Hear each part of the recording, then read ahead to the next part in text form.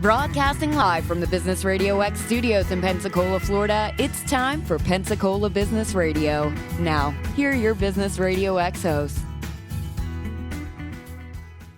Good morning, everybody. I think it's still morning. It's 11:30 here, Pensacola. And this is Pensacola Business Radio, and I have on the other side of this microphone with me Miss Chaya Hendrick. Welcome back. Oh, hi. Thank you, Keith. It's great to talk to you again. Absolutely. So for those that maybe missed the first time we interviewed, you guys created the biometric thumbprint scanner that goes into a credit card without changing the dimensions of the credit card, which I just think is the most profound thing, I think, in my generation.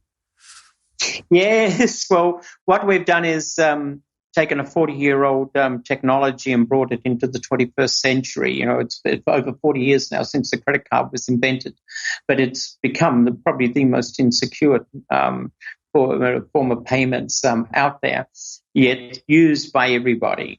So they've added recently now in the United States the chips to these to your credit card. But what we've done is added now biometrics to these chip cards. So embedded inside the card is a fingerprint scanner, a full functional fingerprint scanner, reduced down to basically less than 1/3 thickness of the credit card itself.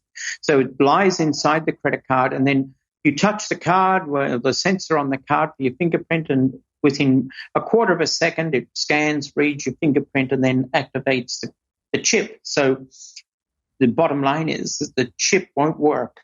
Your credit card won't work at an ATM or a point-of-sale machine, a retailer, until you've activated it with your fingerprint. And also your fingerprint stays inside the card. This is not a big brother thing. The bank's not getting your fingerprint. Nobody's getting your fingerprint. It remains solidly inside your own credit card. Okay, so if I'm understanding this correctly, and I kind of have the inside scoop here for our listeners because we've talked about this before, but in order to do that, that means you have to have some form of processor that is battery powered, correct? Yes, which was a huge issue for us technologically. But what we've done is we have a power management system on this super thin circuit board inside the card motherboard, and we actually have a rechargeable battery inside the card, super thin again, and in fact, also when you insert the card then into the ATM or your your favorite retailer where you go and shop and you insert your card at the point, what we call the point of sale reader, the card reader. It draws power down through the card reader or the ATM and recharges the battery. That's just absolutely amazing. Just pulls it right out of the air almost. Yeah, but through the contact chip, actually, from an engineering perspective. Fantastic. Okay, so you really have a chance here to almost eradicate ID theft to an extent, because from what I understand, the largest part of it comes from the credit cards or being able to get people's numbers from these things. So this is going to put a halt to a whole bunch, correct? Absolutely. This is a quantum leap in credit card security, and we're very excited about it, and the banks that we're in talks with are very excited about it as well. Okay, so let's talk about that a little bit, because aside from just inventing all of this fantastic technology in its application that you're about to put to, you now have to really bring the world together to make this distributable and to really get it into the end user's hands so that we can start defeating some of this fraud. Is that correct? Yes, that's correct. Look, the manufacturing is all done by us. We manufacture the components. We contract manufacture the circuit board, but it's all our design and our engineering. The assembly, we have a contract assembly plant, but it's it's our assembly line basically, and we can produce now 1 million cards a month in production, and we can upgrade that within less than 6 months to over 10 million cards. Wow! Yeah. So talk about ability to expand quickly. Yeah. Yes, and the marketing of the product. Well, the end user is the consumer, but for SmartMetric, our company, our customers are the banks, because they are the official licensed card issuers. You have to be a bank to be able to issue a credit card. So we make available the card to the banks, and then the banks print their names and do what's called personalization, making it the customer's card with their numbers and everything on it, and then they issue it then to their customer. Now, some banks that we're talking with are looking at giving it free to their customers, and others are looking at an annual fee.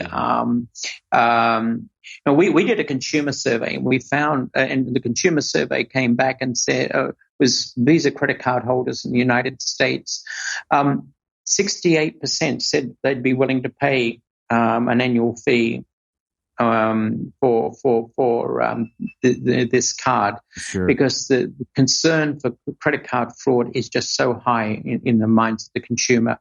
In fact, the same survey showed 80% of the credit card holders surveyed were concerned about card fraud.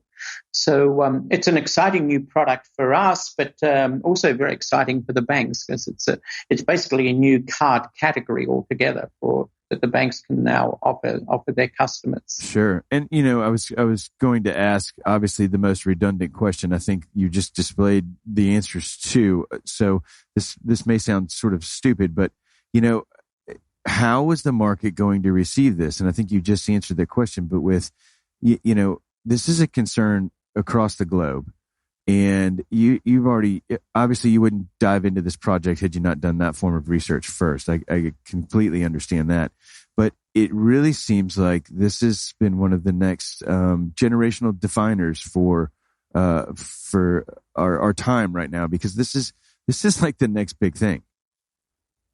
I think so, and it's a new consumer device. It's like creating the first phone, or portable phone, yeah, wireless phone, mobile phone, or I think they were called wireless phones when they first came out. It's like creating a totally new consumer product. We've turned the credit card into an electronic device, and there's a lot of other things that we have on the drawing board, because when you have a motherboard and a Cortex processor and memory capacity, we can put gigabytes of memory inside the card. It opens up a whole new world of multifunctional applications and, sure, and things that we can do with this exciting new device. Yeah. So, yeah. And it's a generational change, or yeah, absolutely. This will be probably the second or third just large generation definer in my life, I can tell you. Since you and I have talked our first time, I've sort of told my kids what you guys have created and how it all came together, and they kind of look at me funny, and I'm like, give it a couple years and you'll really understand like how significant what I'm telling you is, because when you go to tell your children about the times, back when mom and dad were young, this is going to be one of those things that you're going to remember.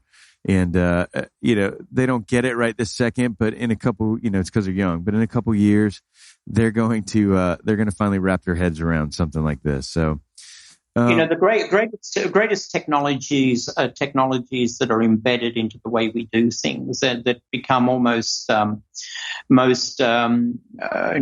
invisible to the consumer as they're using it. And this is one of those things. There's a decade of research and development that's gone into creating this amazing electronic device, but for the consumer, all they're going to see is a little thing on a sensor on the surface of the card. They swipe their finger across, and everything else is exactly the same as with a standard credit card. The people have asked us, well, what about mobile phones? Mobile phones are going to replace credit cards. It's very interesting. The last 3 years, there's been a big push for payments over mobile phones. But the results in now is that, for instance, Apple Pay, of their customers that can use mobile payments on an Apple 6 phone, that's the only phone that can Right. do the mobile payments. Only 3% of those people actually have used the mobile payments platform. Yeah. So it's not taking off, and the biggest hindrance for combining mobile payments or payments at the checkout with your mobile phone is that you need to have trust that your phone is a trusted place to put your credit card, basically, and that trust isn't there. People, with all the hackings that are going on, and even now apps being hacked on mobile phones and everything else, people are very wary about that. They'll use their phone to dial into or use an internet connection to go into their bank and look at their bank account and so forth. But it's another thing to be storing your credit card on your phone, and the public get it. They're not using the phone for that. Sure. So what the future that we see is that, yes, it's going to be the mobile phone for looking up things, doing your web searches, and use all your apps and Pokemon and whatever. Have you been Pokemon hunting, Chaya? No, I haven't. I'm too busy for that. Yeah, I believe it. Yeah. Well, also, I know too much about security. I'm not going to give all the control of my phone over to an app just for a bit of a laugh. Sure. So anyway, that's a digression. So we see the cards working as a separate device to the phone, which builds on the security of the existing payments and card network, and something that the consumer is already used to using for payments. So, we're very excited about the company's future, and very excited about also all the other applications that we're working on for deploying this technology in other areas as well. Well, and I have to say, so for those that don't know, this has been a 10-year project, right? Yes. Yeah. So, yes. So obviously a lot of research done in the beginning, but then I'm sure you all hit some hurdles and some stumps along the way, and just having to create all of this stuff out of basically thin air and an idea. But I want to point out, especially for our listeners, is that the biggest thing that you've done here is solve a problem. And I think for every innovator, entrepreneur, somebody who just wants to think grand and big ideas, like that was something I took away from our last interview that you said, was that find the problem and find a solution for it, and it will almost always lead to the next big thing. Yes, no, you're absolutely right. I was listening to Peter Thiel's on one of his talks, and he, he's one of the founders of PayPal, and he made the comment, I'm paraphrasing here, that if you have to sell it, you don't have the right product. If you solve a problem, the consumers are going to rush to pick it up. Right. And if it's a business that you're solving a problem for, the businesses are going to rush to pick it up because you're making life better. But if you, as an engineer, if you're thinking, okay, I can do this, and then you have to think, how are we going to sell it? We're going to have to market, and then your product needs to be supported by a multi-million-dollar advertising campaign just to get some sort of interest or traction. You really should question whether the product that you're dreaming up is worth the effort. Yeah. And that goes across a lot of fields. I'm sure. So, and I think I asked you this last time. Was there ever a point when you questioned, was this the right effort? No, because I knew that we were working on something that needed to be worked on. And I'll let you also know that we only did the consumer survey recently, prior to starting to market to the banks and presenting it to the banks, because I knew that the banks would, their marketing departments would want some research validity of it. No, I started this just with a gut feeling and basic common sense, knowing knowing the enormity of what we were working on and solving a huge problem. And 10 years ago, card fraud was an issue, but nothing like the multi-billion-dollar issue it is now. Sure. You don't have to research things to death. If I can, for budding inventors and business developers out there, sometimes just your gut feeling and good common sense is all you need, and just pursue your go from there. That's all I say. Yeah, I would say always your gut feeling and common sense first, and then the rest sort of falls into place. Correct. And it's what a fantastic thing that you all have done. When do I get to hold my first thumb scanner, fingerprint scanner credit card? Good question. Well, there's a couple of moving parts here. One is the banks and their own internal sign-offs, and then there's also from a technical point of view and security point of view, and then you've got the payments networks. Now we're working with one of the big global payments networks. And there's a lot of licensing, a lot of testing, and so forth going through the process. But we're not giving time frames at the moment, but we think it's very close.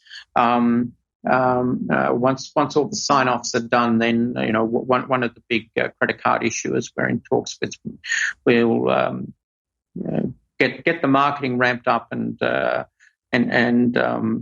I in reality, we're in month 8 now. I would be surprised if we weren't out there by 2017, and this becomes something that the consumers are very well aware of, and in fact demanding from their banks. Yeah. Well, I cannot wait till the day that I see the commercial come on TV and I get to say, "Hey, I know them. I know who made those." That will be fun. So.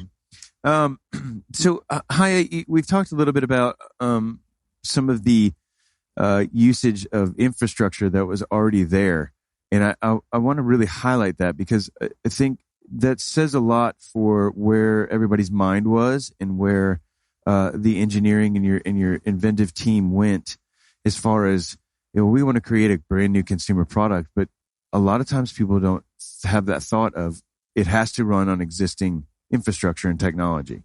So what were some of the conversations that wrapped around that, if you can recall? I didn't have conversations. It was I'm the inventor and the main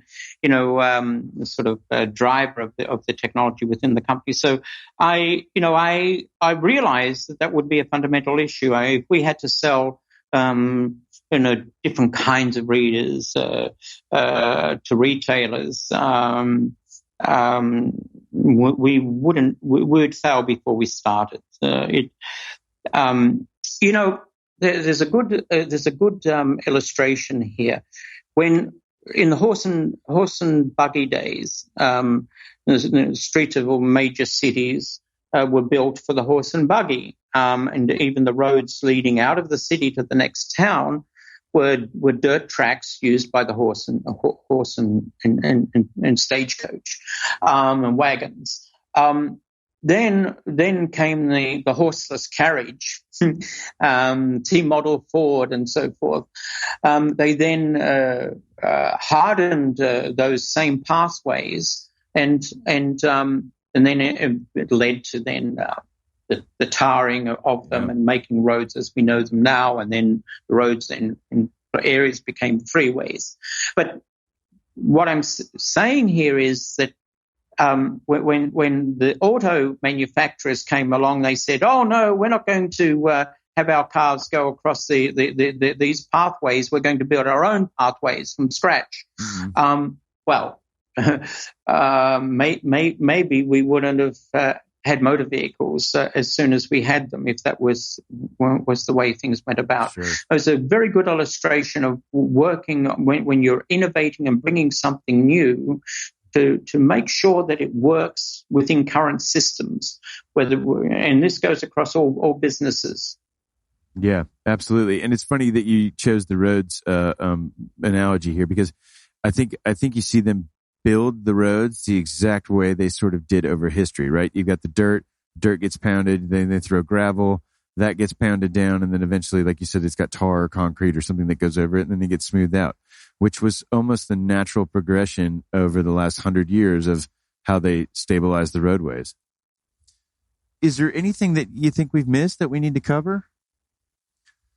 No, I think we've covered a lot. Yeah. Once again. I think so. So I have to ask, where are you in the world today? Oh, I'm back in Buenos Aires. Awesome. A week ago, I was in New York, and then before that, I was in our head office in Las Vegas. We've got, it's a big development project, from software to engineering. We have a lot of our hardware engineering people in Tel Aviv, in Israel. So, I get to move around a bit. Try to communicate a lot over the phone, but you still whatever business you're in, you still need the face to face. Yes, absolutely. Well, I think about you often since our first talk, just because I know that there's just really cool things out there in the world, and sometimes they just bring people together, and you really kind of get to resonate with some really neat ideas and stuff. So usually throughout the day, I'll ask myself, where in the world is Chaya? Sort of like, where's Waldo? But because I know you do bounce around, and so we're always taking bets on where you are. But I want to thank you for your time today and spending it with us. And I want you to have a wonderful weekend and enjoy the warm climate. Thank you so much. And great talking to you again, Keith. Wish you all the best. Absolutely. You as well. Okay, everybody, this has been Pensacola Business Radio. You guys can find us at Pensacola Radio X on Twitter. You can find us at Pensacola BRX on Facebook, or you can find us at our website at pensacola.businessradiox.com. Again, Chaya, thanks for hanging out with us. And this has been Pensacola Business Radio, where business is good and your work matters.